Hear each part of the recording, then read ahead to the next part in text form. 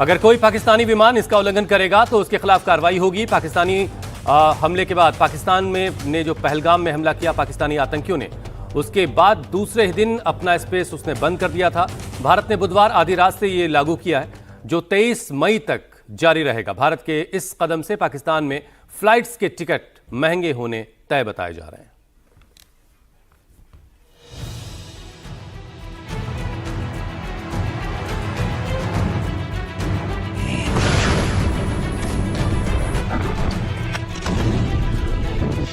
भारत ने पाकिस्तान के खिलाफ एक और बड़ा एक्शन लिया है। पहले सिंधु समझौता रद्द किया, फिर पाकिस्तानियों का वीजा रद्द किया और अब पाकिस्तानी विमानों के लिए अपना एयर स्पेस बंद कर दिया है। इसका मतलब है पाकिस्तानी विमानों को बैन कर दिया गया है। भारत ने पाकिस्तान के लिए नो टाइम जारी किया है। नो टाइम का मतलब है नोटिस टू एयरमैन। इसका मतलब है कि पाकिस्तान की सभी तरह के फ्लाइट्स 23 मई तक भारतीय एयर स्पेस में नहीं उड़ेंगे। अगर कोई पाकिस्तानी विमान इंडियन एयर स्पेस में आता है तो उस पर एक्शन लिया जाएगा। इस फैसले का असर भी दिखने लगा है। पाकिस्तान के डिप्टी पीएम इशहाक डार ने अपना ढाका दौरा रद्द कर दिया है। चूंकि मेरा शायद एक ट्रेवल था जो मैंने पोस्टपोन किया, यू ऑल नो, काबुल के बाद मैंने ढाका जाना था। सिंधु जल समझौते के बाद ये मोदी सरकार का दूसरा बड़ा फैसला है जो पाकिस्तान को बड़ा आर्थिक झटका देने वाला है। इस फैसले के ऐलान से पहले पीएम आवास में एक हाई लेवल मीटिंग चली। इस मीटिंग में प्रधानमंत्री नरेंद्र मोदी, विदेश मंत्री एस जयशंकर, राष्ट्रीय सुरक्षा सलाहकार अजीत डोभाल और सेना प्रमुख उपेंद्र द्विवेदी मौजूद थे। ये साफ नहीं है कि एयर स्पेस बंद करने का फैसला 1 घंटा चली इस मीटिंग में लिया गया या पहले, लेकिन इसका ऐलान देर शाम हुआ। अब आप इस तस्वीर के जरिए समझिए कि एयर स्पेस का मतलब क्या है। पहले फोटो में फ्लाइट्स का सामान्य मूवमेंट आपको देखने को मिल रहा है, लेकिन दूसरी तस्वीर में 3 रंग दिख रहे हैं।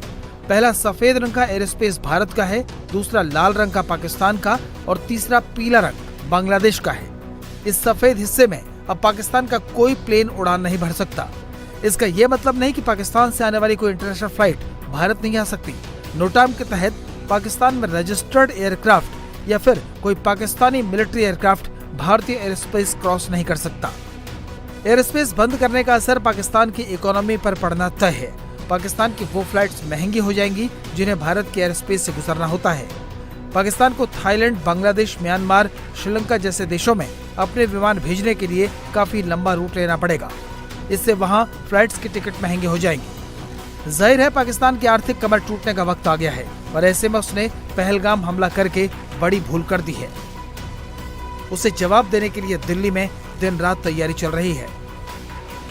प्रधानमंत्री नरेंद्र मोदी ने बुधवार को अपने आवास पर एक के बाद एक 5 मीटिंग की। पहली बैठक कैबिनेट कमेटी ऑन सिक्योरिटी यानी सीसीएस की हुई।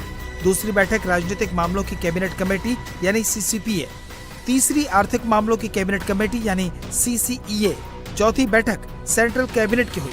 5वीं और आखिरी बैठक में पीएम मोदी के साथ विदेश मंत्री, राष्ट्रीय सुरक्षा सलाहकार और आर्मी चीफ मौजूद थे। इन बैठकों में एक फैसला ऐसा हुआ है जिसने पाकिस्तान की नींद उड़ा दी है। शहबाज और आसिम मुनीर को जागती आंखों से ही पाकिस्तान की बर्बादी के बुरे सपने दिखने लगे हैं। मोदी सरकार ने राष्ट्रीय सुरक्षा सलाहकार बोर्ड यानी NSAB का पुनर्गठन कर दिया है और पाकिस्तान में मौजूद आतंकियों को निपटाने के लिए नई वॉर टीम बना दी है। पूर्व रॉ चीफ आलोक जोशी को इसकी कमान दी गई है। सेना के तीनों विंग से रिटायर्ड अधिकारियों को मेंबर बनाया गया है। वेस्टर्न एयर कमान के पूर्व chief air marshal PM Sinha, southern army कमान के पूर्व chief lieutenant general AK Singh, navy से retired rear admiral Monty Khanna इसमें शामिल किए गए हैं। Retired IAFS Venkatesh Sharma, retired IPS अफसर राजीव रंजन वर्मा और मनमोहन सिंह को इस टीम में शामिल किया गया है। राष्ट्रीय सुरक्षा सलाहकार बोर्ड सीधे PM मोदी और NSA अजीत डोभाल को रिपोर्ट करेगा। जंग छिड़ने पर सरकार को सैन्य और पॉलिटिकल स्ट्रेटेजी पर एडवाइस देगा। युद्ध की स्थिति में 7 मेंबर्स की टीम थिंक टैंक की तरह काम करेगी। सिक्योरिटी और अटैक दोनों फ्रंट पर सरकार को स्ट्रेटेजी बनाकर देगी। मोदी ने जो वॉर टीम बनाई है उसे पूरी तरह पाकिस्तान को ध्यान में रखकर डिजाइन किया गया है। इस वॉर टीम में ऐसे मेंबर्स ऐड किए गए हैं जिनका प्रोफाइल जानकर पाकिस्तान का गला सूख गया है।